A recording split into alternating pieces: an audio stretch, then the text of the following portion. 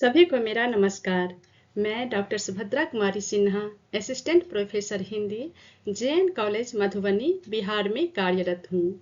सबसे पहले मैं HRDC, UGC, Malviya mission, teacher training centre, doctor Baba Saheb Ambedkar Marathwada विश्वविद्यालय को तहे दिल से बहुत बहुत शुक्रिया कहना चाहूँगी, जिन्होंने मुझे ये खूबसूरत मौका दिया जिससे कि हम इस online 11th faculty induction programme का हिस्सा बन सके। इस इंडक्शन प्रोग्राम में मेरा रोल नंबर 23 है। आज यहाँ मैं मैक्रो टीचिंग के लिए उपस्थित हुई हूँ। मैक्रो टीचिंग का आज मेरा विषय है कबीर का समाज दर्शन। कबीर का जो प्रादुर्भाव है वो ऐसे समय में हुआ जब समाज अनेक बुराइयों से ग्रस्त था। छुआछूत, अंधविश्वास, रूढ़िवादिता, मिथ्याचार, पाखंड का समाज में बोलबाला था तथा हिंदू और मुस्लिम आपस में हमेशा लड़ते झगड़ते रहते थे। धार्मिक पाखंड अपने चरम सीमा पर था और धर्म के ठेकेदार धर्म के नाम पर अपने अपने स्वार्थ की रोटियां सेक रहे थे। उस समय के समाज में विषम समय में विषम परिस्थिति में समाज में एक ऐसे महात्मा या समाज सुधारक की आवश्यकता थी जो समाज में व्याप्त इन बुराइयों पर निर्भीकता से प्रहार कर सके। कबीर ने समाज के विभिन्न क्षेत्रों में समाज सुधार का प्रयास किया है। वे राम रहीम की एकता का प्रतिपादन करते हैं। राम रहीम की एकता पर वे बल देते हैं, एकता की बात करते हैं। लोगों का ये भ्रम है कि जो खुदा है वो परमात्मा से अलग है, परमात्मा खुदा से अलग है, लेकिन वे कहते हैं कि वास्तव में ये दोनों अलग नहीं है, ये दोनों एक ही हैं। इसलिए वे कहते हैं, दुई जगदीश कहाते आया, कहूँ कौने भरमाया। और वे आगे कहते हैं, दशरथ पुत्र तिहु लोक बखाना, राम नाम का मरम है आना। वे कहते हैं कि लोग अपने भ्रमवश दो जगदीश मान लिए हैं, लेकिन ये दो जगदीश नहीं है, ईश्वर जो है एक ही होते हैं। वे दशरथ पुत्र की बात करते हैं। वे कहते हैं कि राम जो है दशरथ पुत्र, वो दशरथ का पुत्र न होकर के एक निर्गुण निराकार ब्रह्म है। वे एकेश्वरवाद को मान्यता देते हैं, ईश्वर एक है, इसका वे प्रतिपादन करते हैं। अवतारवाद का वे विरोध करते हैं और निर्गुण निराकार ब्रह्म की उपासना पर बल देते हैं। कबीर जाति प्रथा का खंडन करते हैं और वे कहते हैं समाज में जो व्याप्त जाति प्रथा, ऊंच नीच, छुआछूत का वे हमेशा से ही विरोध करते आए हैं। उनका कहना है कि मनुष्य अपने कर्मों से बड़ा होता है, न कि अपनी जाति से। इसलिए वे कहते हैं, ऊंचे कुल का जन्मिया करनी ऊंच न होए, सुबरन कलश सूरा भरा साधु निंदत सोए। मतलब ऊंचे कुल में जन्म लेने से कोई ऊंचा नहीं हो जाता है। हमारे कर्म ऊंचे होने चाहिए। हमारा कर्म ही इस बात को प्रतिपादित करता है कि हम कैसे हैं।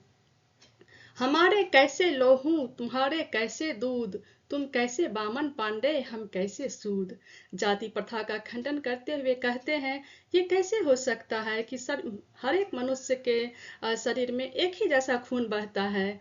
जो ब्राह्मण है, जो शूद्र है, सबके शरीर में एक ही तरह का खून रक्त बहता है, तो वो कौन, कैसे वो ब्राह्मण हो गया और कैसे कोई शूद्र हो गया, सभी एक ही है।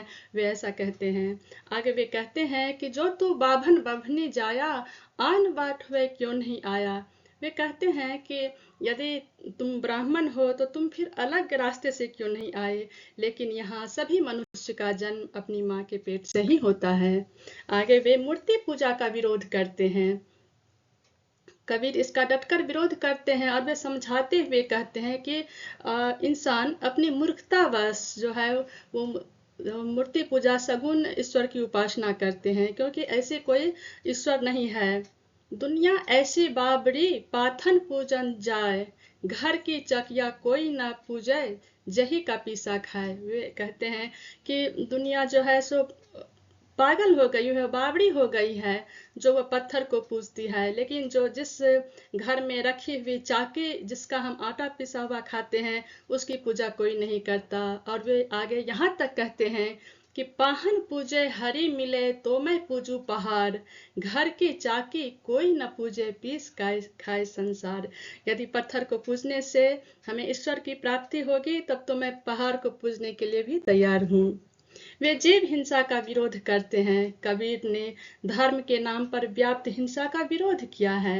वे कहते हैं, वे मुसलमान को फटकार लगाते हुए कहते हैं कि दिन में रोजा रहत है, राती हनत है गाय, यह तो खुद खून वह बंदगी, कैसे खुशी खुदाए। आगे वे कहते हैं, बकरी पाती खात है ताकि काढ़ी खाल, जे नर बकरी खात है तिनके कौन हवाल।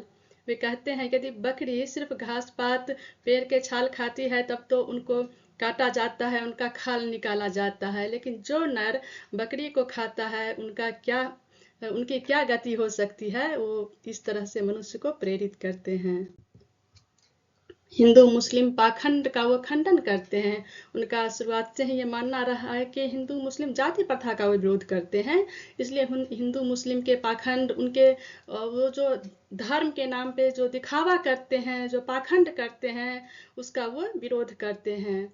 वे कहते हैं कि हिंदू जो है तिलक लगाते हैं, छापा तीर्थाटन करते हैं, ये सब एक पाखंड है। दूसरी तरफ जो मुसलमान रोजा रखते हैं वे भी अज्ञानता का सूचक है।